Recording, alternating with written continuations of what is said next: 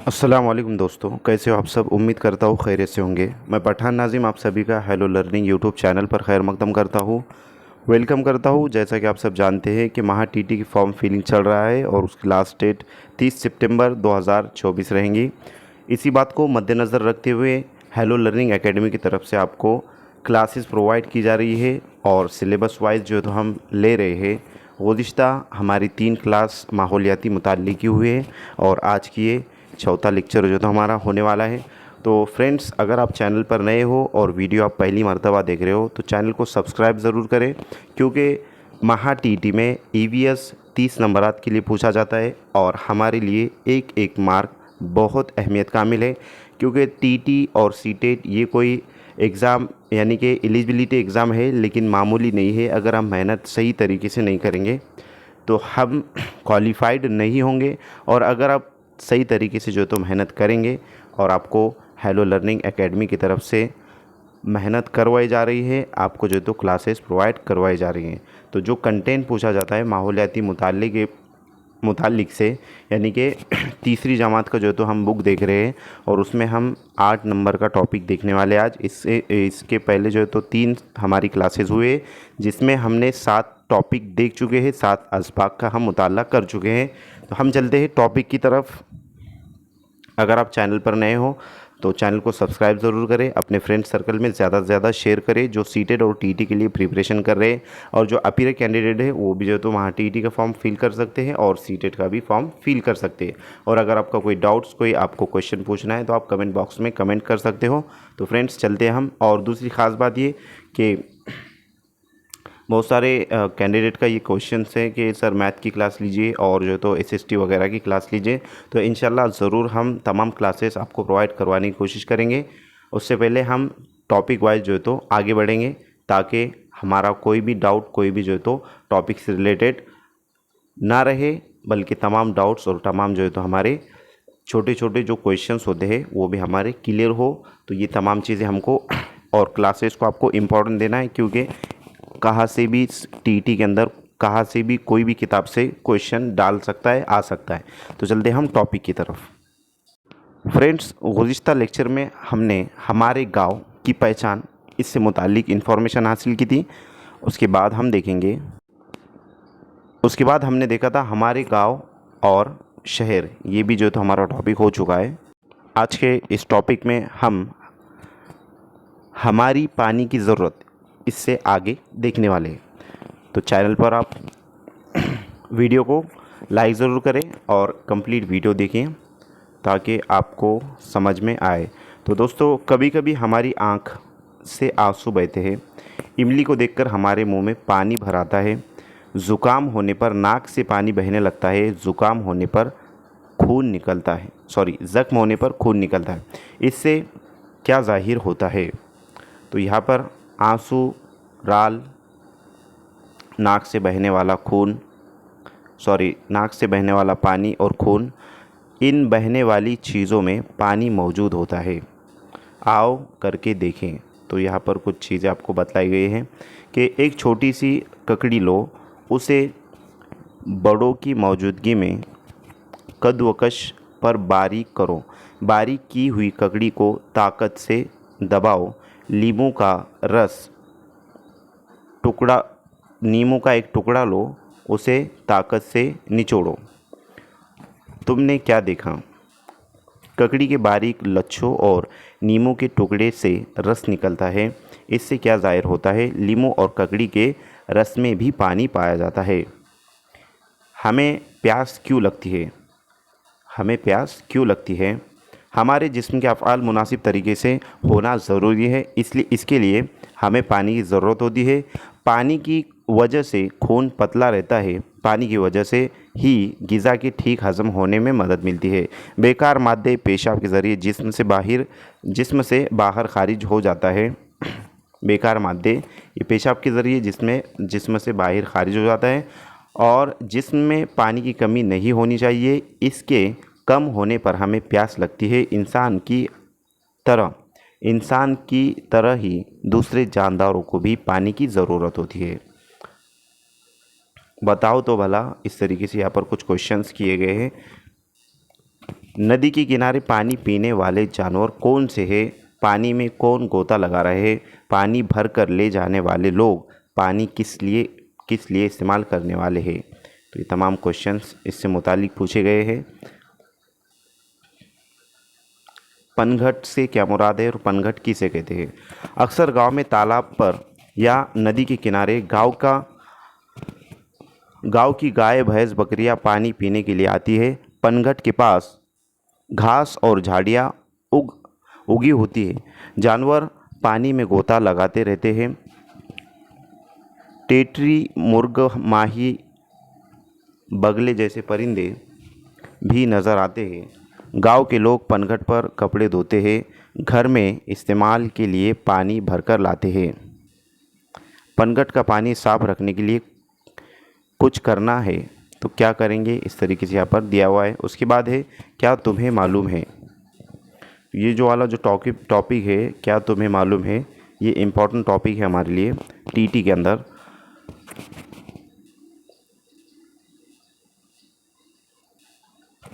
लोग पालतू जानवर के लिए पीने के पानी का इंतज़ाम करते हैं। हम जानते हैं कि उन्हें प्यास लगती है। दूसरे हज़ारों जानवर होते हैं, उन्हें भी प्यास लगती है। क्या ये हमने कभी सोचा है? चूंटी, शहद की मक्खी, केकड़ा, बिच्छू। चूंटी, शहद की मक्खी, केकड़ा, बिच्छू जैसे तमाम हैवानात को पानी की ज़रूरत होती है। बताओ तो भला कि जंगली जानवरों को देखने के लिए जंगल में मौजूद पनघट के करीब क्यों जाना पड़ता है? तो क्यों जाना पड़ता है? क्योंकि पनघट के करीब पानी का इंतज़ाम होता है और जंगली जानवर पनघट के करीब रहते हैं। जैसे कि आपको यहाँ पर नज़र आ रहा है कि कुछ टूरिस्ट आए हैं जंगल में शेरों को देखने के लिए, और ये पनघट आपको यहाँ पर जो है तो बतलाया गया है। बड़ी जो है तो क्या कहेंगे उसको, खुशनुमा और ख़ूबसूरत मंज़र आपको यहाँ पर नज़र आ रहा है। लेकिन बाजू में शेर भी पानी पी रहा है, कहीं ऐसा ना हो कि शेर छलांग लगा दी इधर। तो खैर बात ये चल रही थी हमारी कि जंगली जानवरों को भी पानी की ज़रूरत होती है। प्यास लगने पर वो पनघट के पास आते हैं, इसलिए उन्हें देखने के लिए पनघट के पास जाते हैं। लोग जो है तो पनघट के पास जाते हैं। पानी की अहमियत, पानी हमारे लिए क्यों इम्पोर्टेंट है, इसके जो है तो इम्पोर्टेंस यहाँ पर बतलाए गए हैं। तो यहाँ पर हम देखेंगे कि इंसान को पीने के लिए तो पानी दरकार होता ही है, लेकिन खाना पकाने और साफ़ सफाई के लिए इंसान पानी का इस्तेमाल करता है। इसके अलावा काश्तकारी और कारखानों के लिए भी इंसान को पानी की ज़रूरत होती है। हमारी ज़िंदगी में पानी को बहुत अहमियत हासिल है। तो यहाँ पर आपको जो है तो कुछ तस्वीरें नज़र आ रही है कि यहाँ पर एक लड़का पानी पी रहा है और एक जो है तो नहा रहा है। एक औरत जो है तो खाना बना रही है। उसके बाद यहाँ पर एक किसान जो है तो अपनी फसल को पानी दे रहा है, और यहाँ पर कारखाने के लिए भी पानी का इस्तेमाल होता है। नेक्स्ट हम देखेंगे, आओ ये करके देखें। तो ये जो चीज़ें रहेंगी ये पानी से मुताल्लिक है और ये तलबा के लिए होती है। नेक्स्ट हम देखेंगे नबातात को पानी की ज़रूरत, यानी कि नबातात को कैसे जो तो पानी की ज़रूरत होती है। घर के गमलों में लगे हुए पौधों को भी हम पानी देते हैं। खेत में उगी फसल को किसान पानी देते हैं। पानी ना मिलने पर क्या पौधे ज़िंदा रहेंगे? तो बिल्कुल नहीं रहेंगे अगर उन्हें पानी नहीं मिलेगा। यानी हैवानात की तरह नबातात को भी पानी की ज़रूरत होती है। तो पानी की इम्पोर्टेंट और पानी से मुताल्लिक चीज़ों को यहाँ पर जो है तो ज़ाहिर किया गया, बतलाया गया है। नेक्स्ट है जंगल में उगने वाले नबातात को भी पानी की ज़रूरत होती है, उनको पानी कहाँ से मिलता है? ये कुछ सवालात होते हैं तलबा के लिए। नेक्स्ट हम यहाँ पर देखेंगे कि बारिश का पानी ज़मीन में जज़्ब होता है। नबातात की जड़ें बहुत गहराई तक जाती है। नबातात की जड़ें ज़मीन में जज़्ब शुदा पानी चूस लेती है। क्या तुम्हें मालूम है? पान की सन जैसी कुछ नबातात पानी में उग सकती है। उन्हें ज़मीन पर उगाने की कितनी भी कोशिश की जाए लेकिन वो ज़मीन पर ज़िंदा नहीं रहते। कंवल, सिंघाड़ा, जलपर्णी भी पानी में नशोनुमा पाने वाले नबातात है। तो ये पानी में नशोनुमा पाने वाले नबातात से मुताल्लिक यहाँ पर जो तो दिया गया है। नेक्स्ट है आओ दिमाग पर जोर दें। तो ये दिमाग पर जोर देने वाले क्वेश्चन होते हैं तलबा के लिए, यानी कि सोचने वाले टॉपिक होते हैं। थिंकिंग यहाँ पर जो है तो लगाना होती है। एप्लीकेशन बेस्ड क्वेश्चन होते हैं कि गर्मा के मौसम में बाग को ज़्यादा देर पानी क्यों देना पड़ता है। तो क्यों देना पड़ता है, जाहिर सी बात है, गर्मा के दिन में धूप ज़्यादा होती है और धूप ज़्यादा होने की वजह से ज़मीन सूखी हो जाती है, और जिसकी वजह से गर्मा के मौसम में बाग को ज़्यादा पानी देना पड़ता है। नेक्स्ट, गर्मा के मौसम में तालाब का पानी बहुत कम क्यों हो जाता है। जैसे कि हमने गुज़िश्ता भी देखे हैं कि ज़मीन में जो है तो पानी जज़्ब हो जाता है, ज़मीन जो है तो पानी को चूस लेती है, इस वास्ते तालाब का भी जो है तो पानी ज़मीन के अंदर चला जाता है, इस वास्ते जो है तो इसलिए तालाब का पानी कम हो जाता है। नेक्स्ट, हमने क्या सीखा तो जानवरों को पानी की ज़रूरत होती है। जानवरों के जिस्म में पानी पाया जाता है, जिसकी वजह से जिस्मानी अफ़ाल मुनासिब तरीके से अंजाम पाते हैं। जिस्म में पानी की कमी होते ही प्यास लगती है। अक्सर गांव में पानी भरने के लिए पनगढ़ होते हैं। पनगढ़ के करीब मखसूस परिंदे और नबातात नज़र आते हैं। पीने के अलावा हमें पानी सफाई, पकवान, काश्तकारी, कारोबार और कारखानों के लिए दरकार होता है। नबातात को दरकार पानी उनकी जड़ें ज़मीन से जज़्ब कर लेती है। नेक्स्ट है, इसे हमेशा जहन में रखें। हर एक की जिम्मेदारी है कि पनघट का पानी ख़राब ना होने दें। इसके बाद हम देखेंगे पानी कहाँ से आता है। तो पानी कहाँ से आता है, नीचे चंद सवाल दिए हुए, इनके जवाब चुनकर मुनासिब तस्वीर को चौकोन में सही निशान, ये जो तो तलबा के लिए रहेगा, जो बुक जिस स्टैंडर्ड की है उसके लिए जो है तो ये होता है। तो यहाँ पर जो तो बतलाया गया है कि आखिर ये पानी कहाँ से आता होगा। इस सवाल का जवाब है बारिश। तो बारिश, ये टॉपिक हम देख रहे हैं कि बारिश के ज़रिए पानी आता है, कि हमें बारिश के ज़रिए पानी मिलता है। बारिश होने पर उसका कुछ पानी ज़मीन पर बह जाता है, इसकी वजह से नदियाँ, नाले और झरने वजूद में आते हैं। बरसात का कुछ पानी गहरे इलाकों में जमा होता है, इससे तालाब बन गए हैं। नदी का पानी दीवार बनाकर रोका जाता है, उसे बंद कहते हैं।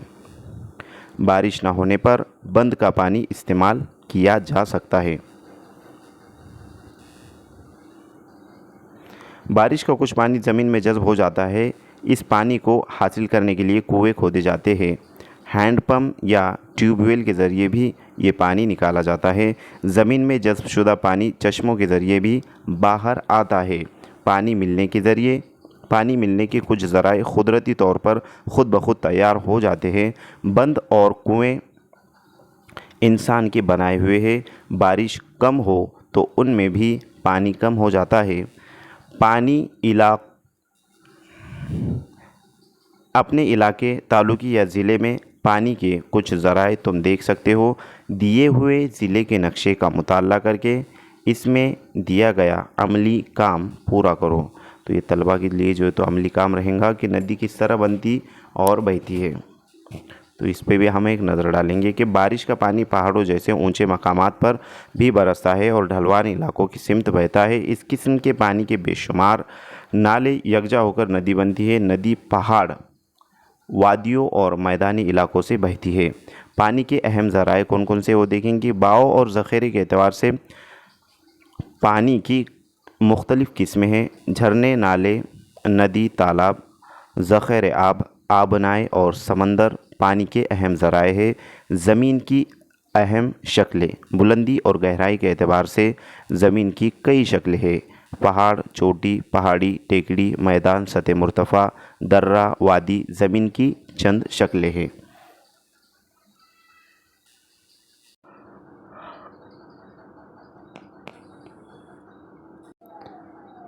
यहाँ पर जो तो हम देख रहे हैं कि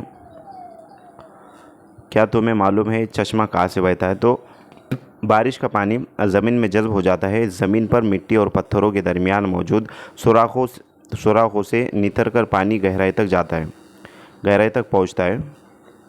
ज़मीन के अंदर भी ये पानी हिस्सों से कम बुलंद हिस्सों की जानिब बहता है। उसके बाद है ज़मीन में मौजूद पानी कुछ जगहों पर ज़मीन से बाहर निकल आता है, उसे ही हम पानी का चश्मा कहते हैं। नेक्स्ट है नक्शे से दोस्ती। नक्शे से जो है तो यहाँ पर दोस्ती से मुराद है कि नक्शे में अपने ज़िले के पानी के अहम ज़राए और ज़मीन की कुदरती शक्लों की मालूमात दी हुई है। पानी के ज़राए नीले पानी के जो ज़राए है उसे नीले रंग से दिखाया गया है, जबकि ज़मीन की शक्लों को अलग अलग रंगों से दिखाया गया है। ये रंग इलाकों के मुख्तलिफ नदियों के लिहाज से दिए हुए हैं। ज़िला अहमदनगर पानी के अहम ज़राए और ज़मीन की अहम कुदरती शक्लें। तो इस तरीके से यहाँ पर जो है तो आपको शुमारिया वगैरह दिया हुआ है, यानी कि मशरिक़ मगरिब जुनूब शुमाल आपको जो है तो यहाँ पर सिमतें दी गई है। और आशारिया जो है तो यहाँ पर दिया हुआ है कि सबसे ज़्यादा बुलंद इलाका, तो ये जो कलर वाला जो इलाका है तो ये सबसे ज़्यादा बुलंद जो है तो रहेगा, जैसे कि आपको यहाँ पर नज़र आ रहा है। उसके बाद ये जो तो उससे मतलब ज़्यादा बुलंद इलाका, तो ये जो तो ज़्यादा बुलंद इलाका। उसके बाद है औसत बुलंद इलाका, तो ये वाला जो है तो औसत बुलंद इलाका रहेगा। इस तरीके से यहाँ पर आशारिया दिया हुआ है, तो ये हमको पढ़ते आना चाहिए। जैसे कि कुछ नदियाँ जो है तो यहाँ पर दी गई, जैसे प्रवरा नदी, उसके बाद है मोड़ा नदी राहुरी के अंदर जो है तो है। उसके बाद है श्री रामपुर के पास गोदावरी नदी है। गोदावरी नदी जो है तो ये इसका कुछ हिस्सा औरंगाबाद ज़िले से भी जो है तो होकर गुज़रता है। और इसके जो छोटी छोटी जो नदियाँ इसमें फूटती है, तो ये ढोर नदी वगैरह जो है तो इसमें जाता है। उसके बाद संगमनेर से प्रवरा नदी जो है तो इधर आ रही है, और राहुरी में से जो है तो मोड़ा नदी जो है तो जा रही है, और उसका यहाँ पर जो संगम हो रहा है, तो ये प्रवरा संगम का बोल के जो है तो एक इलाका है अहमदनगर और औरंगाबाद की बाउंड्री पर, सॉरी, ये गोदावरी नदी और प्रवरा नदी का जो है तो संगम है। ये प्रवरा नदी इधर से होती हुई आती है, और राहुरी से जो मोड़ा नदी आती है, तो वो दोनों यहाँ पर आकर मिलते हैं, यहाँ पर, यानी कि नेवासे में आकर मिलते हैं। ये नेवासा एक तालुका है, और उसकी जैसे कि आपको यहाँ पर नेवासे का जो है तो यहाँ पर नज़र आ रहा है। और वहाँ से जाने के बाद यहाँ पर जो है तो गोदावरी नदी और मोड़ा नदी, इनका जो है तो संगम होता है, जो कि मतलब गोदावरी नदी के ऊपर जो पुल बना हुआ है औरंगाबाद की बाउंड्री और अहमदनगर की बाउंड्री पर जो है तो ये गांव वाक़ है अहमदनगर ज़िले में नेवासा तालुके के अंदर। तो यहाँ पर दोस्तों उसका संगम हो रहा है, जिसे प्रवरा संगम के नाम से जो तो एक गांव यानी कि वहाँ पर मौजूद है। अगर आपका उधर पे कभी जाना हुआ तो आप वो देख सकते हैं। वो जो तो मतलब देखने वाली चीज़ है वाकई में, कि दोनों नदियाँ आपस में जो तो मिलती है, वहाँ पर संगम होता है उनका। तो इस तरीके से, और ये अक्सर देखने को नहीं मिलती ये चीज़ें, तो आप वो पुल पे से जो है तो वो देख सकते हैं, दोनों नदियाँ जो है तो वहाँ पर मिल रही हैं। नेक्स्ट हम देखेंगे कुछ क्वेश्चंस यहाँ पर दिए हुए हैं, तो ये तलबा के लिए रहेंगे। नेक्स्ट है आओ ये करके देखें, तो यहाँ पर जो तो कुछ तजुर्बा वगैरह करवाए गए हैं। उसके बाद हम देखते हैं क्या करेंगे भला, और इसे हमेशा जहन में रखें। तो ये चीज़ें हमारे लिए इम्पोर्टेंट रहेंगी। शकील और जमीला खेलने के बाद घर लौटकर पानी पीते हैं, हाथ पाँव धोते हैं, रोज़ सुबह नहाते हैं, खाना खाने के बाद बर्तन धोते हैं, लेकिन उसमें वो बहुत ज़्यादा पानी बहाते हैं। तब अम्मी उन पर गुस्सा होती है। वो सोच में पड़ जाते हैं कि पानी किस तरह इस्तेमाल करें। पानी के मुनासिब इस्तेमाल के बारे में कौन सी अच्छी आदतें तुम उन्हें बता सकते हो। तो ये एप्लीकेशन बेस यहाँ पर क्वेश्चन दिए जाते हैं, क्योंकि ये हमारे लिए भी बहुत ही इंपॉर्टेंट है। इस तरीके से क्वेश्चन टीटी में भी पूछे जाते हैं, लेकिन घुमा फिरा कर जो है तो क्वेश्चन पूछे जाते हैं। एप्लीकेशन बेस क्वेश्चन होते हैं, और वो पेडागोजिकल क्वेश्चन होते हैं। उसके बाद है इसे हमेशा जहन में रखें कि अगर बारिश का पानी जमा कर लिया जाए,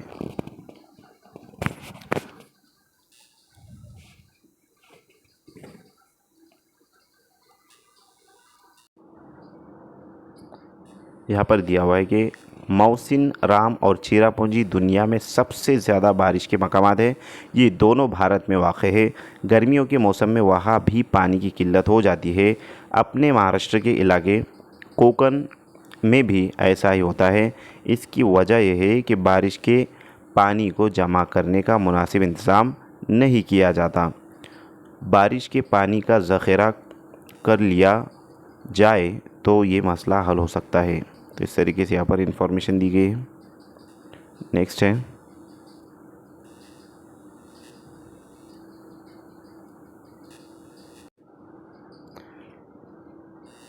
क्या तुम्हें मालूम है,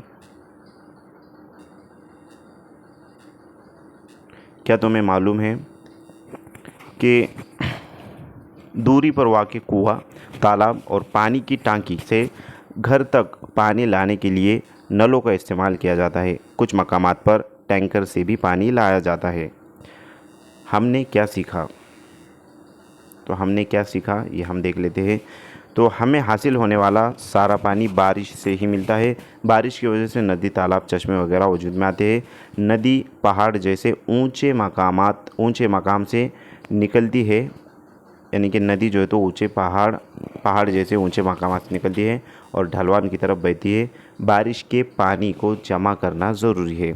असातिज़ा के लिए यानी हमारे लिए बात हो रही है कि सबक में ज़िले का नक्शा दिया हुआ है, इस पर तवज्जो से अमली काम करवाएं। इस मकसद के लिए स्कूल में मौजूद ज़िले का बड़ा नक्शा ज़रूर इस्तेमाल करें। और अगर आप सीटेट और टीटी के लिए प्रिपरेशन कर रहे हैं फ्रेंड्स, तो आप इंडियन मैप लाकर जो है तो अपने रूम में, स्टडी रूम में जो तो आप उसको लगा सकते हो, या जहाँ पर भी आप स्टडी करते हो तो सामने जो तो आपको रखना है, ताकि बार बार उसके ऊपर नज़र पड़े और वो आपको याद हो जाए। और एक टीचर को, एक मौलम को जो है तो इंडियन मैप याद होना चाहिए, और जो कि सीटेट में बहुत ही इम्पोर्टेंट है। और उस पर मबनी पूरा जो है तो ईवीएस ही आप जो है तो कवर कर सकते हो, क्योंकि बहुत सारे क्वेश्चन उसी में से पूछे जाते हैं, स्टेट में से। नेक्स्ट हम देखेंगे 10 नंबर का जो है तो टॉपिक है हमारा कि पानी से मुतालिक चंद मालूमात। पानी के बारे में यहाँ पर बहुत सारी चीज़ें बतलाई गई हैं, तो कुछ मालूमात यहाँ पर जो है तो ये फराहम करने की कोशिश करेंगे। किसी खुशबूदार फूल को सूंघो, कैसी खुशबू आई। अब पानी को सूंघो, क्या पानी से बू आई। किसी पके हुए फल, आम, चीकू, अमरूद का मज़ा चखो, पके हुए फलों का मज़ा कैसा होता है। अब पानी का मज़ा चखो, पानी का मज़ा कैसा है, इससे क्या ज़ाहिर होता है। साफ़ पानी में रंग, बू और मज़ा नहीं होता। इस बात की वजाहत करने के लिए तमाम चीज़ें यहाँ पर दी गई है। इम्पॉर्टेंट पॉइंट जो तो ये है कि पानी का कोई रंग नहीं होता, बू और मज़ा उसके अंदर नहीं होता है। इस चीज़ की वजाहत यहाँ पर की गई है। दोस्तों ये हमें याद रखना है, क्योंकि नेक्स्ट जो हम टॉपिक्स देखने वाले हैं तो ये फोर्थ स्टैंडर्ड की जो बुक है वो देखेंगे। उसके बाद 5th स्टैंडर्ड की बुक हम देखेंगे, माहौलियाती मुताल्लिक़ की, जो हमारे लिए बहुत ही इंपॉर्टेंट जो है तो टॉपिक्स होने वाले हैं, और आगे इंटरेस्टिंग जो है तो टॉपिक्स आने वाले हैं। नया लफ्ज़ यहाँ पर जो है तो शफ़ाफ़ शय और गैर शफ़ाफ़ शय से क्या मुराद है। जिस शय में से देखने पर दूसरी जानिब की चीज़ें नज़र आती है उसे शफ़ाफ़ शय कहते हैं, और जिस शय में से देखने पर दूसरी जानिब की चीज़ें नज़र नहीं आती उसे गैर शफ़ाफ़ शय कहते हैं। तो क्वेश्चन आ सकता है कि शफ़ाफ़ जो है तो शय किसे कहते हैं, इस तरीके से क्वेश्चन पूछ सकता है। नेक्स्ट है, आओ करके देखिए कि ये तजुर्बा बड़े लोगों की निगरानी में करना चाहिए। तो ये एक तजुर्बा यहाँ पर दिया हुआ है, तो तजुर्बा जो है तो हम बाद में देखेंगे। उससे पहले हम शफ़ाफ़ पानी और गैर शफ़ाफ़ पानी के मुतालिक से देखेंगे यहाँ पर। तो शफ़ाफ़ पानी से मुराद यहाँ पर जो तो रंग नहीं होता, बू नहीं होती, मज़ा नहीं होता और शफ़ाफ़ होता है। ये शफ़ाफ़ पानी की ख़ासियत और ख़ुसूसियत यहाँ पर बतलाई गई है। नेक्स्ट है, आओ करके देखें। तो दोस्तों ये तलबा के लिए रहेगा। हम जो है तो टॉपिक की तरफ आएंगे। आओ दिमाग पर जोर दें। यहाँ पर एक पानी की अपनी शक्ल नहीं होती, इसलिए फर्श पर गिरने पर पानी फैल जाता है।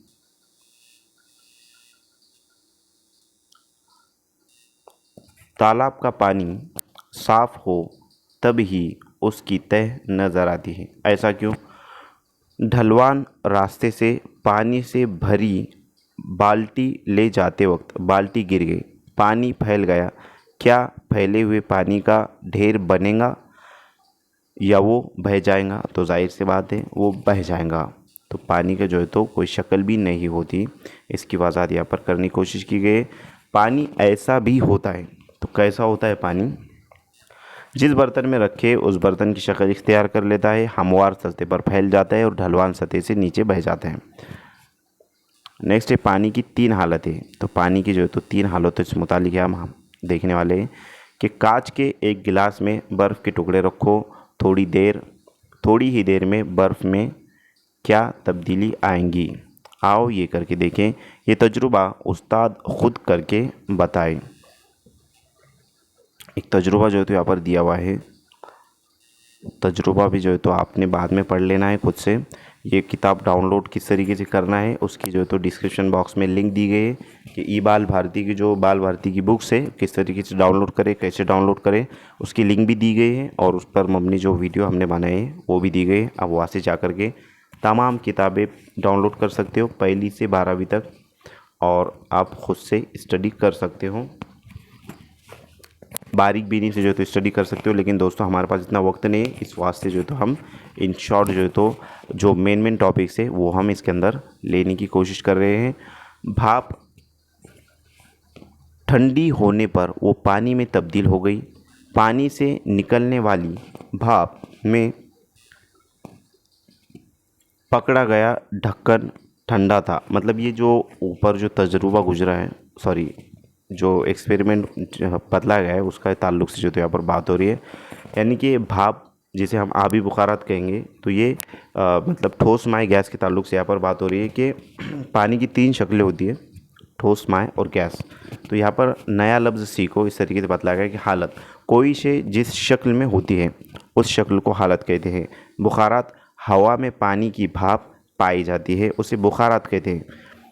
हम रोज़ाना जो पानी इस्तेमाल करते हैं वो पानी माय हालत में है, बर्फ़ पानी की ठोस हालत है, भाप पानी की गैसी हालत है। यानी कि पानी की 3 हालत, जैसे हमने इससे पहले आपको जिक्र किया है। यहाँ पर पानी की हालत है ठोस यानी बर्फ़, माय यानी पानी, और गैस यानी बुखारात। नेक्स्ट हम देखेंगे, आओ ये करके देखें। तो दिलचस्प तजुर्बा जो है यहाँ पर बतलाया गया है।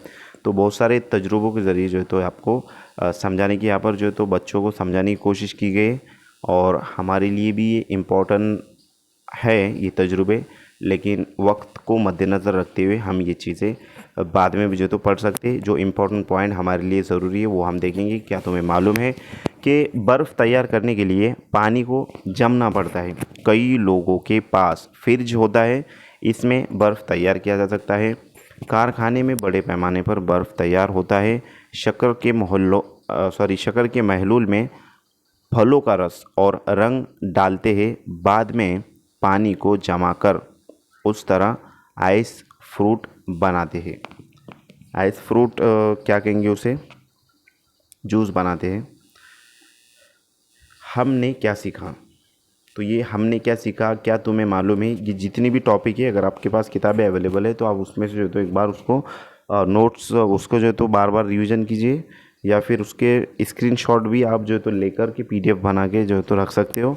अदरवाइज़ आपको यहाँ पर जो बतलाया जा रहा है तो ये वीडियो आप ज़रूर देखें फ्रेंड्स, ये हमारे लिए इम्पोर्टेंट ही है। ऐसा ना समझे कि तीसरी जमात की बुक है और जो है तो इसमें हमको सब मतलब हम कर सकते हैं और हमको जो है तो इसकी ज़रूरत नहीं। तो कुछ कुछ पॉइंट्स इसमें ऐसे बतलाए गए हैं जो बेसिक है, और बेसिक चीज़ को जब तक हम समझेंगे नहीं तब तक जो है तो नेक्स्ट जो मुश्किल चीज़ें, यानी कि आसान से मुश्किल की तरफ पैटर्न सिलेबस में यूज़ किया जाता है। पहली जमात में जो है तो आसान पैटर्न होता है, उसके बाद की जमात में सेकेंड स्टैंडर्ड में उसके जो है तो थोड़ा मुश्किल, उसके बाद थर्ड में, और उससे जो है तो ज़्यादा हाई लेवल का, इस तरीके से लेवल का मतलब क्या कहेंगे इसको, बढ़ाया जाता है किताबों में भी। नेक्स्ट हम देखेंगे कि पानी में रंग बू मज़ा नहीं होता, पानी शफ़ाफ होता है। पानी जिस बर्तन में रखे उसकी शक्ल इख्तियार कर लेता है। हमवार सतह पर पानी फैलता है, ढलवान सतह से पानी नीचे बहता है। पानी ठोस, माय और गैस तीनों हालतों में पाया जाता है। पानी में कई अशिया हल हो जाती है, इसे हमेशा जहन में रखें। माय हालत में तो पानी के कई इस्तेमाल है, लेकिन ठोस हालत में बर्फ़ और गैसी हालत बुखारात की भी इस्तेमाल है। नेक्स्ट टॉपिक जो है तो 11 नंबर पे आपको यहाँ पर नज़र आ रहा है कि हमें हवा की ज़रूरत। जिस चीज़ को हर देश में पाया है, जिस चीज़ को हर देश में पाया है, चारों तरफ मौजूद उसकी सूरत है, ना साया है ना साया है, सबको ये महबूब है। सबको ये महबूब इस तरीके से एक मतलब बनाया गया है कि पहेली बनाई गई, तो उसका जो आंसर रहेगा वो है हवा।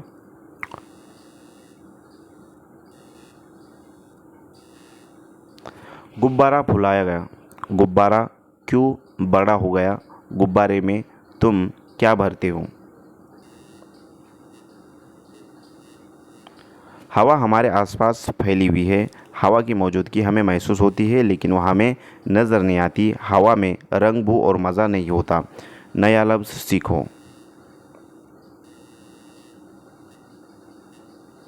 सांस लेना।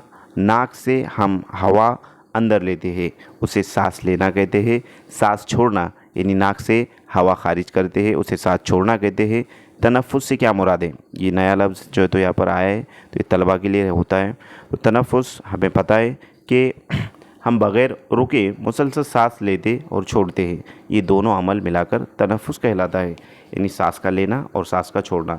जो हम सांस लेते हैं तो ऑक्सीजन गैस हमारे अंदर जाती है, और सांस छोड़ते हैं तो कार्बन डाइऑक्साइड गैस जो तो उसका इखराज हम करते हैं। नेक्स्ट है, हम तनफ़ुस का अमल क्यों अंजाम देते हैं? तो ये बड़ा यानी कि अच्छा सवाल है। हमारे जिस्म का काम ठीक तरह अंजाम पाना ज़रूरी है, इसलिए इसके लिए हमें हवा की ज़रूरत होती है। सांस लेते वक्त हम हवा को अंदर जज़्ब करते हैं। हवा की वजह से हमें ताज़गी महसूस होती है। जिस्म के काम ठीक तरह से अंजाम पाने के लिए हमें ज़रूरी तवानाई हवा से मिलती है। उसके बाद है, इंसान की तरह दूसरे जानवरों को भी हवा की ज़रूरत होती है। गौर से मुशाहिदा करने पर कुत्ते का सीना ऊपर नीचे होता हुआ दिखाई देता है। इससे हमें ये मालूम होता है कि हैवानात में तनफ़ुस का अमल होता है। क्या तुम्हें मालूम है? मछलियों के ताल्लुक़ से यहाँ पर बतलाया गया है। मछलियाँ पानी में रहती है। शक होता है कि वो सांस के ज़रिए हवा किस तरह अंदर लेंगी, लेकिन मछलियाँ पानी में हलशुदा हवा का इस्तेमाल कर सकती है, और मछलियों की ख़ास बात की गलफड़ों से जो है तो वो सांस लेती है। कुछ लोग पानी से भरे हुए कांच के मर्तबान यानी एक्वेरियम में मछलियाँ पालते हैं। मर्तबान में मौजूद मछलियाँ तनफ़ुस का अमल अंजाम देती है। तनफ़ुस के लिए दरकार हवा मछलियाँ पानी से हासिल करती हैं। इसलिए मर्तबान में मौजूद पानी में हलशुदा हवा कम हो सकती है। हवा ख़त्म हो जाए तो मछलियाँ मर सकती है, इसलिए मर्तबान के पानी में हवा मुसलसल छोड़ी जाती है। जो बुलबुले जो है तो उसमें नज़र आते हैं हमें मर्तबान में, उससे मुतालिक यहाँ पर बात हो रही है। इसी वजह से मर्तबान में से मुसलसल बुलबुले उभरते नज़र आते हैं। नेक्स्ट है, आओ ये करके देखें और तुम्हें क्या मालूम होगा।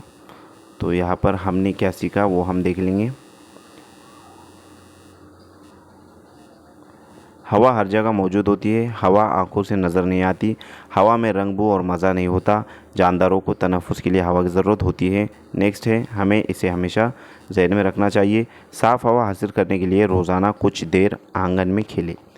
यानी कि साफ़ हवा हासिल करने के लिए, साफ़ ऑक्सीजन हासिल करने के लिए कुछ देर मैदान में खेले, आंगन में खेले। इससे मुराद ये है कि अगर हमारे लिए जो तो क्या कहेंगे, बाद नमाज फ़जर अगर हम 20 से 30 मिनट एक्सरसाइज करते हैं, या फिर बाहर जो तो यानी कि क्या कहेंगे उसको, छत पर या बाहर हम एक्सरसाइज अगर करते हैं तो हमारे लिए बेस्ट होता है, क्योंकि हमारा मज़हबी इस्लाम के अंदर ये तमाम चीज़ें बतलाई गई है। तो हम फ़जर की भी पाबंदी करने की कोशिश करें दोस्तों, क्योंकि हमारी क्या कहेंगे उसको, हमने ये चीज़ों को छोड़ा है, इस वास्ते हमारे ऊपर हालात आना शुरू हुए हैं। और नमाज़ों का एहतमाम करना हमारे लिए जो तो बहुत ही इम्पोर्टेंट और ज़रूरी है, क्योंकि जब तक हम नमाज़ों का एहतमाम नहीं करेंगे तो क्या कहेंगे उसको, रिस्क जो मिलता है फ़जर की नमाज़ के बाद जो तो तकसीम किया जाता है, और वही नमाज़ हम छोड़ देते हैं, जिसकी वजह से हमारे ऊपर आज जो चल रहा है दुनिया में, ये हालात हमारे आमाल की वजह से